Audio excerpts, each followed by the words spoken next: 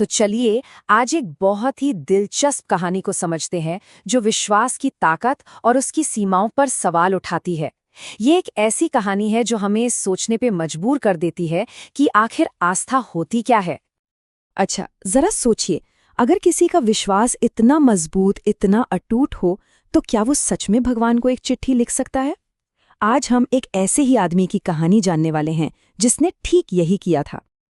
तो मिलते हैं कहानी के हीरो लेंचो से, एक बहुत ही साधारण किसान जिसकी पूरी जिंदगी सिर्फ दो चीजों के आसपास घूमती थी, एक तो मौसम और दूसरा उसका भगवान पर अटूट विश्वास। लेंचो एक गरीब किसान था जो एक पहाड़ी पर अपने परिवार के साथ रहता था। उसकी पूरी दुनिया, उसका पूरा साल बस एक ही चीज पर टिका था, उसकी फसल। और उसे पक्का यकीन था कि बस एक अच्छी सी बारिश हो जाए तो उसकी सारी परेशानियां खत्म हो जाएंगी। और फिर जैसा उसने चाहा था बिल्कुल वैसा ही हुआ। बारिश शुरू हो गई। वो पल लेंचो के लिए खुशी और राहत से भरा था। ऐसा लग रहा था मानो आसमान से सिर्फ पानी नहीं बल्कि उम्मीदें बरस रही हों। लेकिन ये खुशी ज्यादा देर टिक नहीं पाई। अचानक देखते ही देखते जो बारिश एक आशीर्वाद लग रही थी वो एक भयानक आफत में बदल गई। पानी की बूंदों की जगह अब विनाश करने वाले ओले गिरने लगे थे। और नतीजा पूरी तरह से तबाही। ओलों के उस तूफान ने लेंचो की सारी मेहनत, सारी फसल को बर्बाद कर दिया। उसके पास अब कुछ नहीं बचा था। उसका परिवार भूखा रहने की कगार पर था। सब कुछ खत्म हो गया था सिवाय एक चीज के, उसका विश्वास। अब जब लेंचो का सब कुछ लुट चुका था तब उसने अपनी आखिरी उम्मीद का दरवाजा खटखटाया। उसने फैसला किया कि वो सीधे भगवान से ही बात करेगा। तो लेंचो का प्लान बहुत सीधा साधा था पर एकदम असाधारण भी। उसने सीधे भगवान को एक खत लिखा। उस खत में उसने बताया कि कैसे उसकी फसल बर्बाद हो गई, उसका परिवार कितना परेशान है और फिर से खेती करने और जिंदा रहने के लिए उसे पैसों की जरूरत है।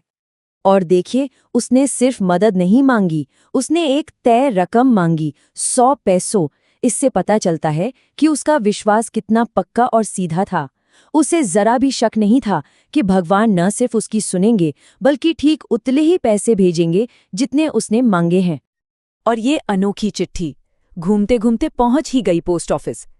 जरा सोचिए उन पोस्ट ऑफिस के कर्मचारियों के बारे में जब उन्होंने एक ऐसा खत देखा जिस पर पता लिखा था ईश्वर को। अब यहाँ कहानी में एक बहुत ही प्यारा मोड़ आता है। पोस्टमास्टर ने इस चिट्ठी का मजाक नहीं उड़ाया बल्कि वो लेंचो का इतना गहरा, इतना सच्चा विश्वास देखकर हैरान रह गया और भावुक हो गया। और यहीं पर हमें इंसानियत की एक खूबसूरत मिसाल देखने को मिलती है। पोस्टमास्टर ने फैसला किया कि वो लेंचो के इस विश्वास को टूटने नहीं देगा। उसने अपने सभी कर्मचारियों से पैसे जमा किए, अपनी सैलरी का भी कुछ हिस्सा दिया और भगवान की तरफ से जवाब देने की तैयारी कर ली। लेंचो को जवाब तो मिला, लेकिन उसका जो रिएक्शन था वो किसी ने कभी सोचा भी नहीं होगा। यहीं से कहानी एक बिल्कुल अनएक्सपेक्टेड मोड़ लेती है। असल में हुआ ये कि लेंचो ने मांगे थे 100 पैसों, लेकिन पोस्टमास्टर और उसके साथी बेचारे अपनी पूरी कोशिश के बाद भी सिर्फ 70 पैसों ही जमा कर पाए। और यही छोटा सा फर्क कहानी के सबसे बड़े ट्विस्ट की वजह बन गया।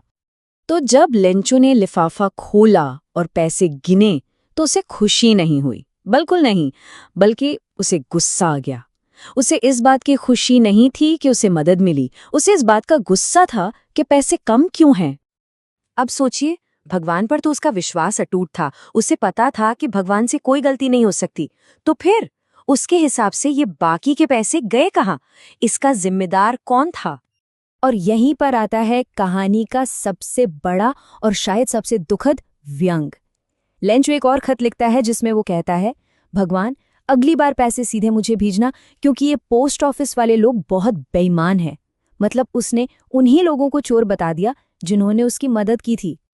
तो ये कहानी सिर्फ एक किसान और उसकी चिट्ठी की नहीं है, ये हमें सोचने पर मजबूर करती है, विश्वास और अंधविश्वास के बीच की उस बहुत ही पतली सी लाइन के बारे में।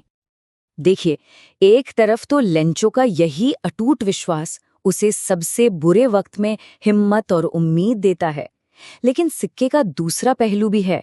यही विश्वास उसे अंधा बना देता है और वो सच को देख ही नहीं पाता। वो अपने मददगारों को ही चोर समझ बैठता है। तो आखिर इस कहानी से हम सीखते क्या हैं? पहली चीज तो ये कि आस्था में वाकई बहुत ताकत होती है। दूसरी कि असली चमत्कार अक्सर भगवान के नाम पर इंसानों की दयालुता से होते हैं। और सबसे जरूरी बात, कभी-कभी किसी चीज पर हद से ज्यादा यकीन हमें दूसरों की अच्छाई देखने से रोक सकता है। और आखिर में ये कहानी हमें एक बड़े सवाल के साथ छोड़ जाती है। लंचों का विश्वास मजबूत था या वो सिर्फ नादान और भोला था? ये एक ऐसा सवाल है जिसका जवाब शायद उतना आसान नहीं है जितना लगता है। नमस्कार दोस्तों, आप देख रहे हैं बी उज्ज्वल क्लासेस। अगर आपको इस चैप्टर की line by line explanation PDF बिल्कुल फ्री चाहिए तो देर मत कीजिए, अभी हमें हमारे व्हाट्सएप नंबर पर मैसेज कीजिए और पीडीएफ तुरंत पाइए। बी उज्ज्वल क्लासेस, पढ़ाई अब होगी और भी आसान।